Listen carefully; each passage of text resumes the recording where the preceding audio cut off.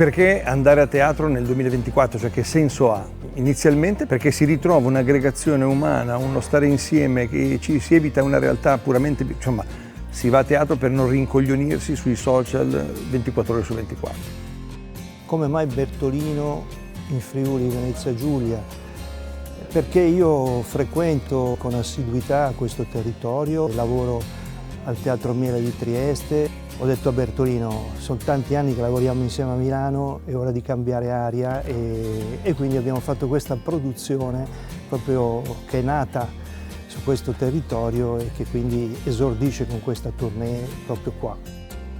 Che cosa mi ha colpito in particolare del Friuli? La prima volta che venni qua forse iniziai proprio a Gemona il mio tour dopo aver fatto Udine, se non erro, e fu quella arrivare in piazza e trovare quella fotografia di com'era dopo il terremoto, di com'era quella piazza e di com'era il Duomo. Ma tornare qua anni dopo e ritrovarlo costruito uguale mi ha fatto capire che insomma io spesso faccio il muratore bergamasco, che però deve imparare dai friulani il senso della ricostruzione.